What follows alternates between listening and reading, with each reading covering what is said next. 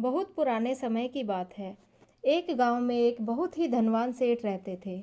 उनका नाम था दानवीर। गांव के लोग उन्हें दानी जी कहकर बुलाते थे।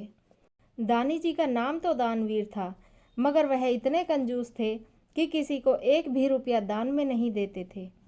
ना ही वह कभी कहीं तीर्थ स्थान पर घूमने जाते। उनका मानना था कि ऐसी जगहों पर किस लिए जाना जहाँ फिजूल खर्ची हो। दानी जी की पत्नी बहुत ही धार्मिक स्वभाव की थी।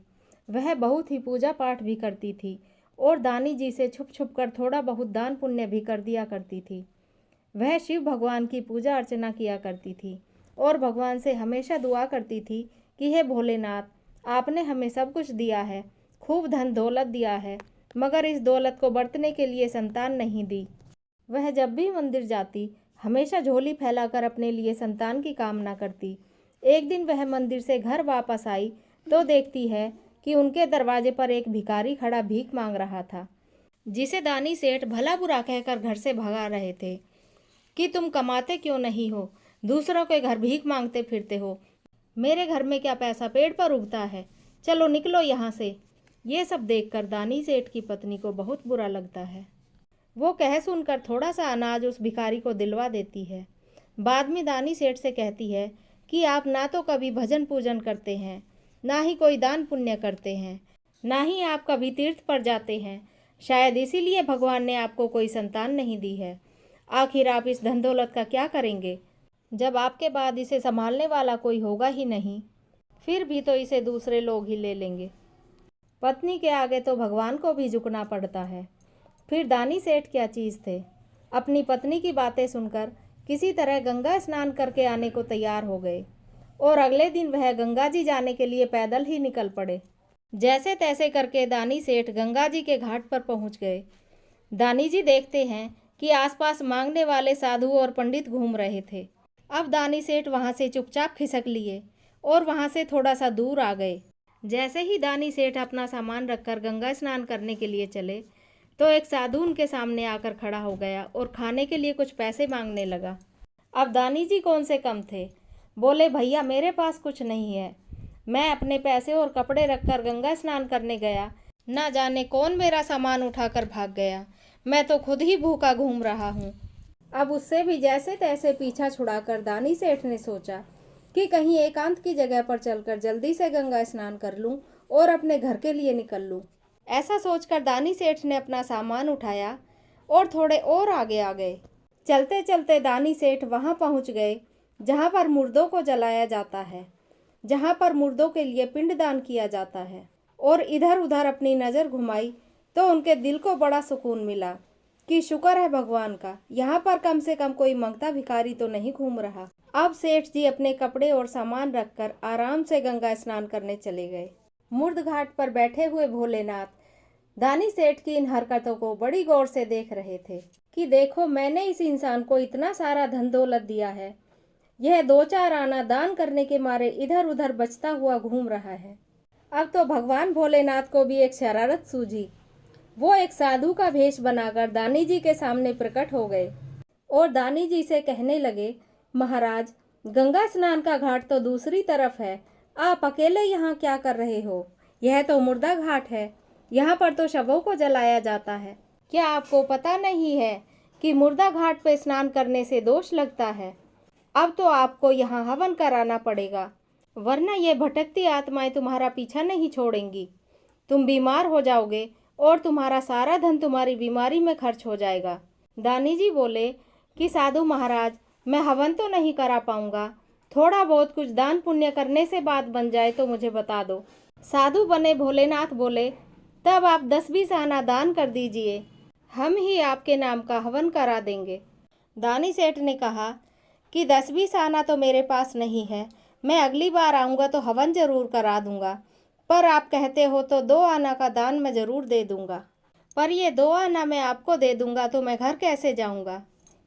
सेठानी की चूड़ियाँ नहीं लेकर गया तो घर जाकर सेठानी भी लड़ेगी। ऐसा करता हूँ, 1 आना की सेठानी की चूड़ियाँ ले लूँगा और 1 आना आपको दे दूंगा। साधु बने हुए भोलेनाथ बहुत मुस्कुराए और बोले, ठीक है सेठ जी, आप हमें 1 ही आना दे दीजिए। दानी सेठ बोले कि यह 1 आना मैं तुम्हें दे दूंगा तो मेरे पास जाने के लिए भाड़ा भी नहीं बचेगा।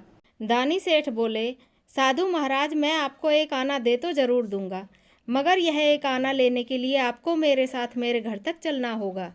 दानी सेठ यह बात अच्छे से जानते थे कि ये साधु महाराज एक आना लेने के लिए मेरे घर तक तो नहीं आएंगे। यही सब सोचते हुए वो दानी सेठ अपने घर की तरफ चल दिए और बीच बीच में पीछे मुड़कर देख लेते थे।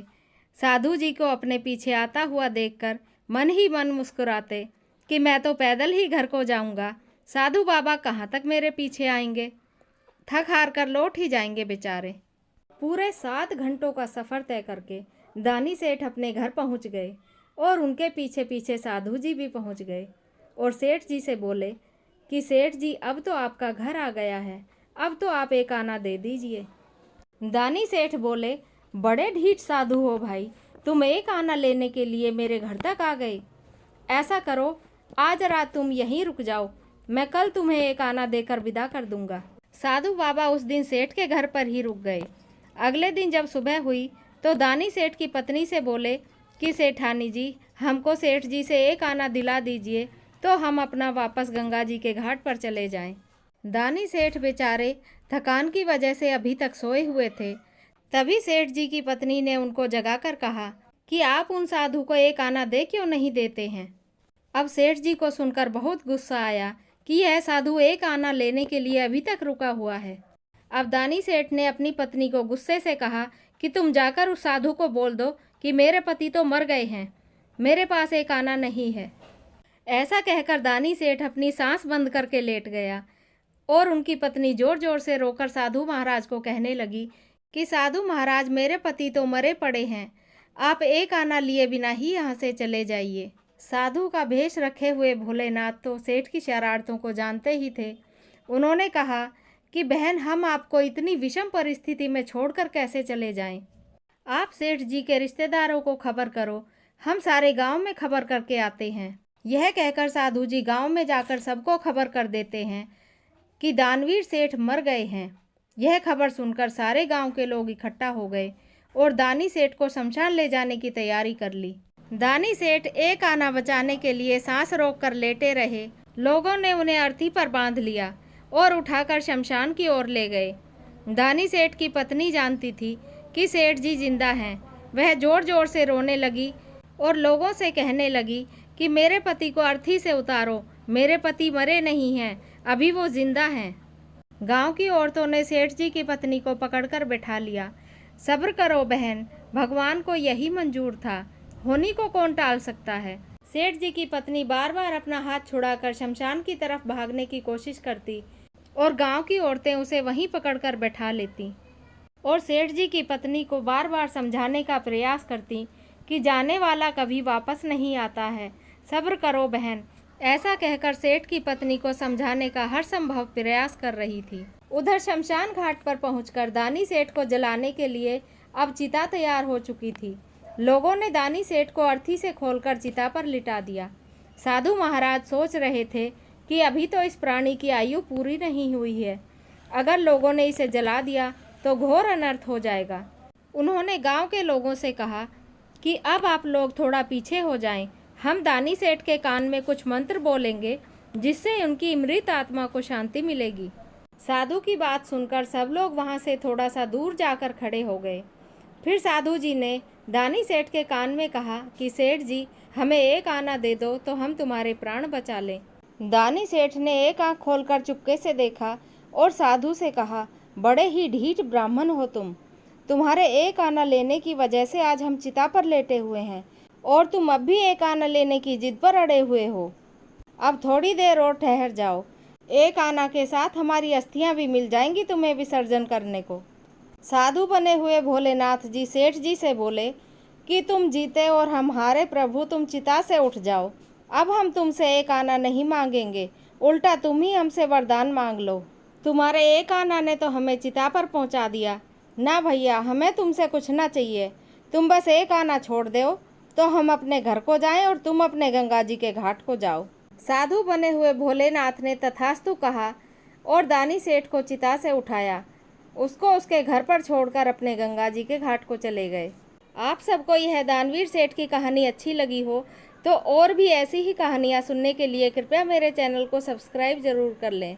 धन्यवाद।